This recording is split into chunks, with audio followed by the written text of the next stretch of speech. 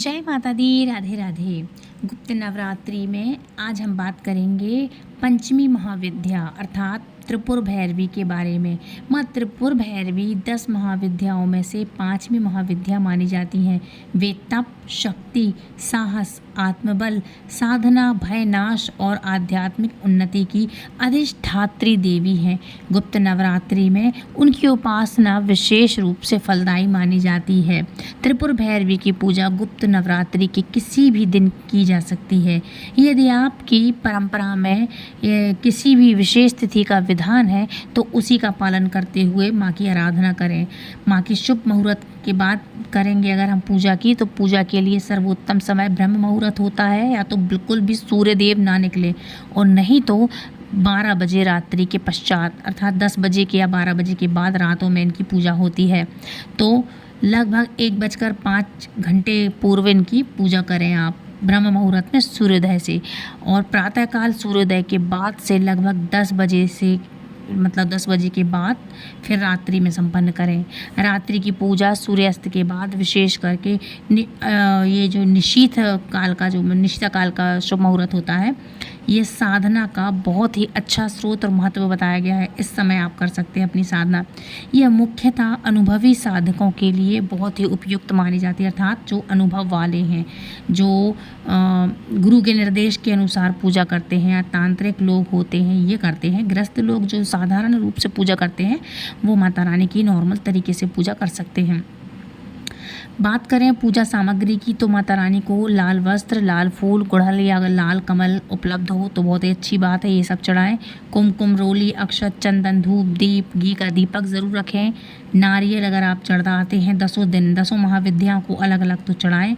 और मौसमी फल, मिश्री, पान, सुपारी, लौंग के 2 जोड़े, इलायची के 2 जोड़े, लाल चुनरी, पंचामृत और गंगा जल। पूजा विधि की बात करें तो सुबह जब आप पूजा करेंगे या रात में पूजा करेंगे तो फिर से आपको स्नान करना है, चाहे रात में करें या सुबह करें, और पीले वस्त्र धारण करें। पूजा स्थान को गंगा जल से शुद्ध करें। माँ त्रिपुर भैरवी की प्रतिमा या चित्र स्थापित करें। दीपक एवं धूप जरूर से जलाइएगा। गणेश जी का स्मरण करते हुए कलश स्थापना करते हैं अगर आप या किया है या रखा है पहले से, उसकी पूजा करें। नवग्रहों रखे हैं अगर आपने तो उनकी पूजा करें और माता रानी की पूजा आरंभ कर दें। ये सब चीज़ें जो रोज़ आप चढ़ाते हैं धूप दीप नैवेद्य से, इस तरह से माता रानी की पूजा करें। माँ को कुमकुम, अक्षत, चंदन, लाल पुष्प अर्पित करें, लाल चुनरी अर्पित करें। जब कर सकते हैं आप भोग लगाएं और अंत में आरती ज़रूर से करिएगा। भोग की बात करें तो भोग में माँ त्रिपुर भैरवी को गुड़, हलवा, खीर, मालपुआ, अनार, लाल रंग के फल, मिश्री या नारियल बहुत ही पसंद है, तो आप इनमें से कुछ भी चढ़ा सकते हैं। नारियल या नारियल से बनी हुई मिठाइयाँ भी आप अर्पित कर सकते हैं। माँ का मुख्य बीज मंत्र है ओम ह्रीम त्रिपुर भैरवे नमः। महाविद्या मंत्र ओम हंसे हंसकरी हंसे नमः, और सरल मंत्र ओम त्रिपुर भैरवे नमः। ये माला आप जप की माला कर सकते हैं, और जब आप या तो मन ही मन कर सकते हैं या 11 माला, 21 माला या 108 बार नाम जाप कर सकते हैं। अपनी श्रद्धा के अनुसार जितना आप कर सकते हैं करिएगा, ठीक है। और अंत में आरती ज़रूर से माँ की करना है। अब बात करते हैं पौराणिक व्रत कथा के बारे में। तो मान्यता के अनुसार जब अधर्म और असुरी शक्तियों का प्रभाव बढ़ गया और देवता भयभीत हो गए, तब आदि शक्ति ने त्रिपुर भैरवी का उग्र एवं तेजस्वी स्वरूप धारण किया। उन्होंने अपने दिव्य तेज से दुष्ट शक्तियों का विनाश किया तथा देवताओं को पुनः निर्भर बनाया, और इस स्वरूप की उपासना से साधक के भीतर भी भय, आलस, अज्ञानता और नकारात्मकता दूर होती है तथा आत्मबल, साहस, संयम और साधना की शक्ति प्राप्त होती है। इसलिए गुप्त नवरात्रि में माँ त्रिपुर भैरवी की आराधना विशेष फलदायी मानी जाती है। व्रत के नियम ये हैं कि सात्विक भोजन करें, ब्रह्मचर्य का पालन करें, क्रोध, असत्य और निंदा से बचें। प्रतिदिन दीपक माता रानी को सुबह शाम ज़रूर से जलाएं। दुर्गा सप्तशती या देवी कवच महाविद्या स्त्रोत का आप पाठ कर सकें तो करिएगा। यथाशक्ति दान करना चाहें तो कर सकते हैं। इसमें पूजा का फल ये है कि माँ त्रिपुर भैरवी की कृपा से परंपरागत मान्यताओं के अनुसार भय और शत्रु बाधा में कमी आती है, अर्थात आपकी भय दूर होता है, आपके शत्रुओं का नाश होता है, आत्मविश्वास और साहस बढ़ता है, साधना में एकाग्रता प्राप्त होती है, मानसिक दृढ़ता और आध्यात्मिक उन्नति मिलती है आपको, और परिवार में सुख शांति और सकारात्मक ऊर्जा का संचार होता है। यदि आप तांत्रिक या गूढ़ साधना करना चाहते हैं तो उसे केवल योग्य गुरु के मार्गदर्शन में ही आप करिएगा, नहीं तो ये ग्रस्त हैं जो नॉर्मल तरीके से जैसे नवरात्रों में हम करते पूजा आराधना, आप उन्हीं का स्वरूप मान के 10 महाविद्याओं की पूजा कर सकते हैं। क्योंकि मैं हर वीडियो में बताती हूँ 10 महाविद्याएँ नवरात्रि के जो शारदीय नवरात्र हैं, चैत्र नवरात्र हैं, माता रानी के 10 विपरीत स्वरूपों की ही पूजा होती है। ये 10 विपरीत स्वरूप अर्थात ये भयभीत करने वाले उग्र स्वरूप हैं, इसलिए इनको गृहस्थ हर कोई नहीं करता है, और जो करते हैं वो अच्छे से गुरु के निर्देश के अनुसार करें, है ना।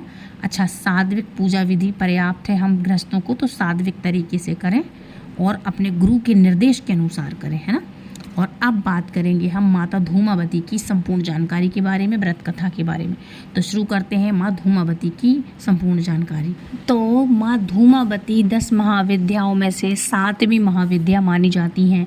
उनका स्वरूप अन्य देवियों से भिन्न है। वे विधवा रूप में वृद्ध, विरक्त और धूम अर्थात धुएं से आच्छादित रूप में वर्णित है, अर्थात धुएं के समान है। यह स्वरूप किसी अमंगल का प्रतीक नहीं बल्कि माया से वैराग्य, जीवन की अनित्यता, दुख पर विजय, धैर्य, तप और परम ज्ञान का प्रतीक माना जाता है।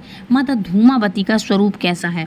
तो शास्त्रों में उनका स्वरूप इस प्रकार वर्णन है कि वो वृद्ध स्वरूप में है, श्वेत या मलिन वस्त्र धारण करे हुए हैं, खुले और बिखरे उनके बाल हैं, माता रानी बिना आभूषण की वृद्ध अवस्था में है, उनका वाहन कौआ है, अर्थात कौए पे माँ विराजमान है, उनका वाहन ध्वज चिन्ह भी है, कौआ और उनका ध्वज चिन्ह।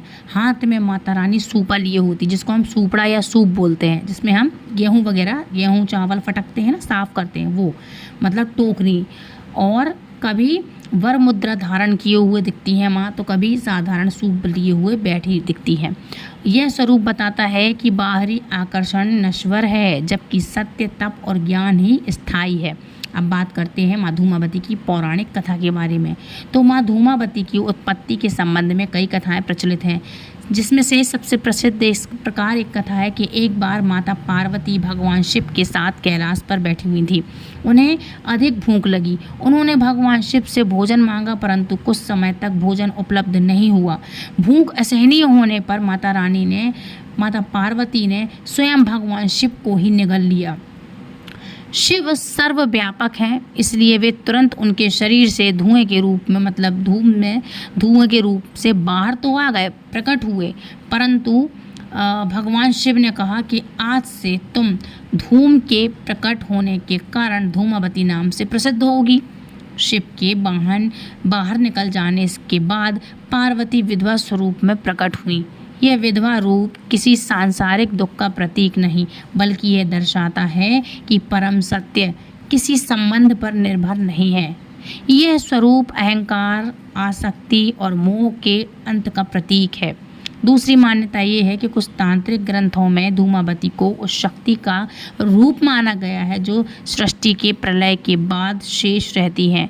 जब सब कुछ समाप्त हो जाता है तब भी जो परम शक्ति विद्यमान रहती है वही धूमावती है।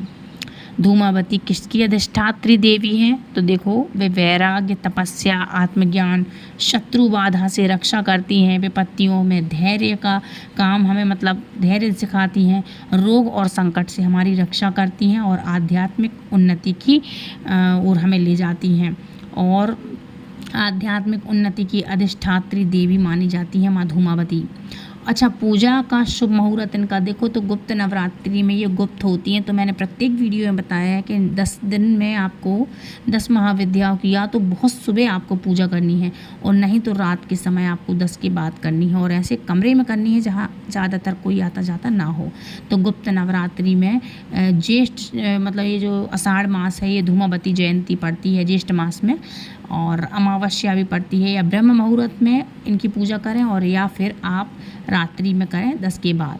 अच्छा, गुण तांत्रिक की साधनाएं परंपरा में रात्रि से भी जुड़ी होती हैं, किंतु मान्यता ये है कि श्रद्धालुओं के लिए श्रद्धा से सात्विक पूजा ही पर्याप्त मानी जाती है। वैसे गृहस्थ लोग करते हैं बहुत साधारण तरीके से, कोई नियम अलग से नहीं होता, लेकिन जो कुछ नियम सीख रहे हैं, तांत्रिकी सीख रहे हैं, कुछ सीख रहे हैं, माता रानी की अलग से आराधना उपासना या साधक बन रहे हैं, वो अपने गुरु के निर्देश के अनुसार ही इनकी पूजा भक्ति सब कुछ करें। अर्थात इनकी नहीं, 10 महाविद्याओं की भक्ति आप जो भी जिसकी भी देवी की कर रहे हैं तो गुरु के निर्देश के अनुसार इनका पालन करें। अब बात करते हैं पूजा सामग्री क्या है इनकी। तो देखो, पीले या सफ़ेद फूल जहाँ उपलब्ध हो वही चढ़ाएं और वही इस्तेमाल करें। धूप, दीप, तिल का तेल या घी, नारियल, फल, मिश्री, गंगाजल, अक्षत, चंदन, वस्त्र श्रद्धा के अनुसार जो भी हो, आप भी सफ़ेद वस्त्र ही धारण करें। ध्यान रखिएगा, इनकी पूजा सुहागन महिलाएं नहीं करती हैं, तो थोड़ा सा इन सब चीज़ों से बचें। सुहागन महिलाएं इनकी पूजा पंडित हैं, जो लोग हैं, लड़के हैं, जेंट्स हैं, वो करते हैं। ठीक है। पूजा विधि है कि स्नान करके स्वच्छ वस्त्र धारण करें, पूजा स्थान को शुद्ध करें, दीपक जलाएं, गणेश जी का स्मरण करें, धूमावती मैया का ध्यान करें, पुष्प, अक्षत, चंदन अर्पित करें। जब कर सकते हैं आप धूप दीप नैवेद्य अर्पित करें और भोग लगाएं। भोग ध्यान रखिएगा, हर वीडियो में बताती हूँ, आपको अपने घर में ही वितरण करना है प्रसाद, वही भोग चढ़ाएं और वही आप सभी अपने घर में प्रसाद के रूप में सभी लोग खाएं। ठीक है। अच्छा, हर प्रसाद का एक भाग आप गाय को ज़रूर खिलाएं और कन्या को, फिर आप लोग वितरण करें सब परिवार में। ठीक है। और अंत में माता रानी से अपनी गलती की क्षमा प्रार्थना ज़रूर से करें। सात्विक रूप से यह अर्पित किया जाता है माता रानी को भोग। तो सात्विक चीज़ों में मालपुआ, खीर, पूरी, हलवा, नारियल, मौसमी फल, मिश्री, बताशा, 2 लौंग जोड़ा, या फिर पान हो गया, और नहीं तो पान में 2 लौंग के जोड़ा और सादा पान और इलायची, ये माता रानी को अर्पित की जाती है। बीज मंत्र की बात करें तो बीज मंत्र है माँ का धूम धूम धूमावतै स्वाहा, धूम धूम धूमावतै स्वाहा, ये माँ का मंत्र है। एक और मंत्र है, सरल मंत्र है, वो ओम धूमावतै नमः, ये मंत्र है। ठीक है। और जब संख्या इनकी आप 11 कर सकते हैं, 21 कर सकते हैं, या फिर 108 बार आप इनकी जो माला होती है, एक माला, वो कर सकते हैं। और माला का अगर टाइम है तो आप कितनी भी माला करें, इसमें कोई दिक्कत नहीं है। इसकी पूजा का फल ये है कि परंपरा ये है कि धूमावती की आराधना से शत्रु बाधा आपकी जो है नष्ट होती है, भय और मानसिक अशांति में राहत मिलती है, विपरीत परिस्थितियों का सामना करने की आपको शक्ति मिलती है, वैराग्य और आत्मज्ञान की भावना विकसित होती है, साधना में साधक को स्थिरता आती है और नकारात्मकता से आप सभी की रक्षा होती है, नकारात्मक भाव प्राप्त नहीं होता है, नकारात्मकता नेगेटिविटी दूर होती है। किन लोगों को पूजा करनी चाहिए? तो देखो, जो जीवन में बार बार बाधाओं का सामना कर रहे हों उन लोगों को ये ज़रूर से पूजा करनी चाहिए माता रानी की। जो आध्यात्मिक साधना करना चाहते हों, जो मानसिक दृढ़ता और धैर्य चाहते हों, जो वैराग्य और आत्मचिंतन के मार्ग पर अग्रसर हों, वो लोग ज़रूर से पूजा करें। और ध्यान रखें, माता रानी की पूजा जेंट्स ही करेंगे, लेडीज़ नहीं करेंगे, क्योंकि माता रानी विधवा रूप में है। ठीक है। सावधानी ये रखनी है आपको इनकी पूजा में कि धूमावती माता की तांत्रिक साधना अत्यंत विशिष्ट मानी गई है और उसे केवल योग्य गुरु के निर्देश में ही करना चाहिए। और मान्यता ये है कि भक्तों के लिए ओम धूमावतै नमः या फिर ओम धूम धूम धूमावतै स्वाहा, इस मंत्र का श्रद्धापूर्वक सात्विक पूजा, दीप धूप दीप पुष्प और भोग अर्पित करके पर्याप्त माना जाता है। तो इस तरह से आप पूजा कर सकते हैं। माँ धूमावती का सदैव यह है कि जीवन में आने वाले अभाव, दुख, हानि और एकांकीपन की आध्यात्मिक जागरण का मार्ग बन सकते हैं आप। और उनका स्वरूप भय नहीं है, बल्कि अनियतता को स्वीकार करना और आत्मज्ञान की ओर बढ़ने का प्रतीक माना जाता है। तो फ्रेंड्स, ये थी आज की वीडियो। आई होप पसंद आया होगा आज का वीडियो आपको। तो प्लीज़ पसंद आया तो दूसरों को शेयर करें, और चैनल पर पहली बार आएँ तो सब्सक्राइब करके बेल आइकन कॉल पे प्रेस करें, ताकि हर एक वीडियो सबसे पहले आप तक पहुँचे। तो मिलती हूँ नेक्स्ट वीडियो में। राधे राधे, जय माता दी।